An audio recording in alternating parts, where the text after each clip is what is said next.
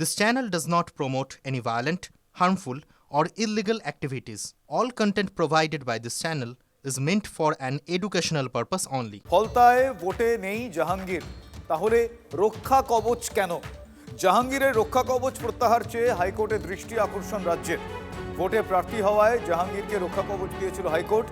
গতকাল ফলতার ভোট ময়দান থেকে জাহাঙ্গীর ওরফে পুষ্পা, কারণ তিনি নিজেকে পুষ্পা ঝুঁকে কানেই বলে ডায়ালগ দিয়েছিলেন, তাই সিদ্ধান্ত পুনর্বিবেচনার আর্জি জানিয়ে বিচারপতি সৌগত ভট্টাচার্যের দৃষ্টি আকর্ষণ। 26শে মে পর্যন্ত রক্ষা কবচ থাক, তারপর আদালত পর্যালোচনা করবে জানিয়েছেন বিচারপতি ভট্টাচার্য।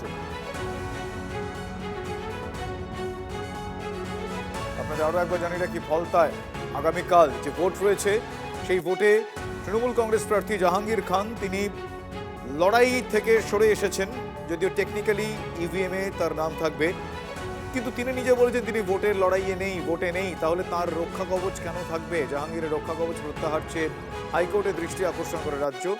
ভোটে প্রার্থী হওয়ায় জাহাঙ্গীরকে রক্ষা কবচ দিয়েছিল হাইকোর্ট। গতকাল তিনি সেটা ভোটের ময়দান থেকে পালিয়ে যান, তাই সিদ্ধান্ত পুনর্বিবেচনার আর্জি জানিয়ে বিচারপতি সৌগত ভট্টাচার্যের দৃষ্টি আকর্ষণ করা হয়। আমার সহকর্মী শ্রাবন্তী সাহা রয়েছেন এই মুহূর্তে আমার সঙ্গে টেলিফোন লাইনে। শ্রাবন্তী, বিচারপতির তরফ থেকে আপাতত কি সিদ্ধান্তের কথা জানানো হয়েছে? দেখো, যেরকম ভাবে আজকে গতকালই এই মামলা হয়েছিল এবং সেখানে রক্ষা কবচের আবেদন জানিয়েছিলেন জাহাঙ্গীর, কিন্তু বক্তব্য যে ফলতায় তো ভোট নেই, এর সঙ্গে জাহাঙ্গীর নিজে সেখানে কেন রক্ষা কবচ, এই রক্ষা কবচ প্রত্যাহারের জন্য দৃষ্টি আকর্ষণ করা হয়েছে। গতকাল শুধুমাত্র প্রার্থী হয়েছিল ভট্টাচার্য সেই আবেদন মঞ্জুর করেছিলেন, সেই পুনর্বিবেচনার সিদ্ধান্ত নিক আদালত। আইনজীবীর সওয়াল ছিল, আদালত তা পর্যালোচনা করবেন বলে জানান। 26শে মে পর্যন্ত রক্ষা কবচ সেটা আপাতত থাকবে, তারপরে এই বিচারের সিদ্ধান্ত নেওয়া হবে। শুভজিৎ, ধন্যবাদ।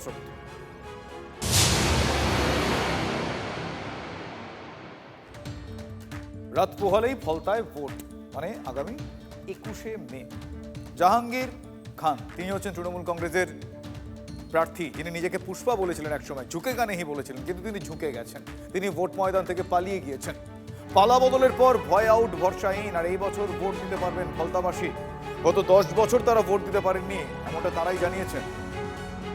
এই যে আমফানের টাকা, কোথায় ঘর ঢুকেছে তার টাকা, তার পাওয়ার যোগ্য তারা পাচ্ছে না, যারা বিধবা ভাতা তাদের টাকা পাচ্ছে না, যারা ছাদ আছে তাদের টাকা পাচ্ছে। রাজু শিকদার, লালটু শিকদার, এর মধ্যে আরো 10-15 জন, হোসেন শিকদার, শোনো, এরা হচ্ছে জাহাঙ্গীর বাবু তৃণমূলের লোকেরা। হ্যাঁ, আমরা চাই গ্রেপ্তার হোক, শাস্তি হোক। আমাদের ঘর ভেঙেছে, সোনা দানা লুট করেছে। 2019 লোকসভা, 2021 বিধানসভা ভোট, 2024-এর লোকসভা, সবকটা ভোটে ফলতার গুন্ডা বাহিনীরা কোনোটা কাউকে ভোটটা না দিতে শুধু ছাপ্পা মেরেছে, রিগিং করেছে এবং সেলোটেপ মেরেছে এবং আতর ছিটিয়ে দিয়েছে।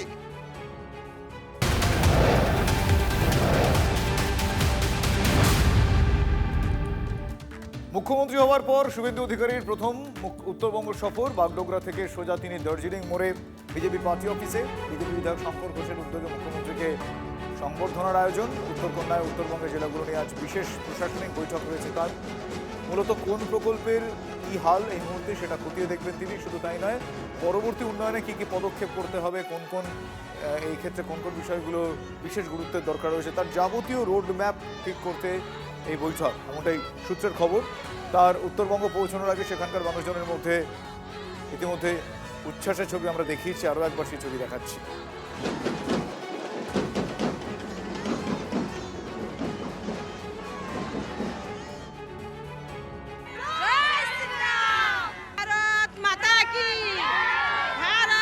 একদম এই ছবিটা বাগডোগরা বিমানবন্দরে মুখ্যমন্ত্রী বিমানে রওনা হচ্ছেন এবং আমি দেখাচ্ছি ছবিটা। প্রচুর মানুষ কিন্তু দাঁড়িয়ে আছেন, অধীর আগ্রহে অপেক্ষা করছেন কখন মুখ্যমন্ত্রী শুভেন্দু অধিকারী বাগডোগরা বিমানবন্দরে পৌঁছান, তাদেরকে স্বাগত জানাবেন। দূরে ওখানে ঢাক পাচ্ছে, আমি একবার সেই ছবিটা দেখাবো।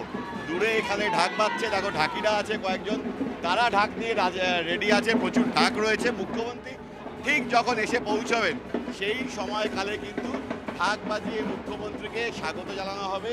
সমস্ত কনভয় রেডি রয়েছে, নিরাপত্তা বেষ্টনীর মধ্যে গোটা এলাকাকে মুড়ে রাখা রয়েছে। বাগডোগরা বিমানবন্দরে পৌঁছে তারপর সেখান থেকে বিজেপির কার্যালয়ে যাবেন মুখ্যমন্ত্রী শুভেন্দু অধিকারী। সেখানে দলীয় কর্মী সমর্থকরা তাকে সম্বর্ধনা দেবেন, আর তারপরেই তিনি পৌঁছে যাবেন উত্তরকন্যায়, যেখানে প্রশাসনিক বৈঠক করবেন মুখ্যমন্ত্রী। তারপর বিকালে কলকাতার উদ্দেশ্যে ফিরে যাবেন। বাংলায় নতুন সূর্য উদয় হয়েছে, সোনার বাংলা তৈরি করবে যার কারিগর সেই মুখ্যমন্ত্রী শুভেন্দু অধিকারী আজকে এই শিলিগুড়ি পথে পদার্পণ করছেন। তাই স্বাভাবিকভাবে এই শিলিগুড়ি সেজে উঠেছে। 100 ঢাকি রয়েছেন যারা ঢাক বাজাচ্ছেন, বিজেপির নেতাকর্মীরা আছেন, সবাই মিলে স্বাগত জানাবেন মুখ্যমন্ত্রী শুভেন্দু অধিকারীকে। এই গাড়িতে চড়বেন মুখ্যমন্ত্রী, সেই গাড়ি কিন্তু ইতিমধ্যে এসে গিয়েছে। কনভয় প্রস্তুত, নিরাপত্তা বেষ্টনীর বলয়ে এই গোটা এলাকাকে মুড়ে রাখা হয়েছে। এখন অধীর আগ্রহে অপেক্ষা কখন মুখ্যমন্ত্রী শিলিগুড়িতে এসে পৌঁছান। আমার সহকর্মী প্রসেনজিৎ সেই সময়কার ছবি দেখাচ্ছিলেন। এই মুহূর্তে প্রসেনজিতের কাছে আমি আরও একবার যাবো, সরাসরি কথা বলবো। প্রসেনজিৎ, সেই সময় উচ্চাচার ছবিটা তুমি দেখাচ্ছিলে, এই মুহূর্তে ছবিটা কি জানতে চাইবো, কখন তিনি পৌঁছচ্ছেন, কি সিচুয়েশন? দেখো, ইতিমধ্যেই শুভেন্দু অধিকারী বিমান বাগডোগরা বিমানবন্দরে এসে পৌঁছেছে। বিমান আচ্ছা। থেকে নেমে তিনি ভিআইপি লাউঞ্জে আসবেন। সেখানে বিমানবন্দর কর্তৃপক্ষের তরফেও তাকে উষ্ণ অভ্যর্থনা জানানো হবে। এরপর তিনি বাইরে বেরিয়ে আসবেন। স্বাভাবিকভাবে যে ছবিটার কথা তুমি বলছো, এই মুহূর্তে সেই ছবিটা আরো কয়েক গুণ বেড়েছে। প্রচুর মানুষ দাঁড়িয়ে আছেন, আর কিছুক্ষণের মধ্যেই কিন্তু মুখ্যমন্ত্রী বিমানবন্দর থেকে বেরিয়ে আসবেন। বেশ, আর কিছুক্ষণের মধ্যেই মুখ্যমন্ত্রী বিমানবন্দর থেকে বেরোবেন, সেদিকে আমাদের অবশ্যই নজর থাকবে। মুখ্যমন্ত্রী হওয়ার পর শুভেন্দু অধিকারীর এই প্রথম উত্তরবঙ্গ সফর অত্যন্ত গুরুত্বপূর্ণ। এই সফর সেখানকার মানুষজন তারা একরাশ আশা আকাঙ্ক্ষা নিয়ে অপেক্ষায় রয়েছেন, অধীর অপেক্ষায় রয়েছেন। বেশ কিছু গুরুত্বপূর্ণ উন্নয়নমূলক প্রকল্পের রোড ম্যাপ তিনি তৈরি করবেন।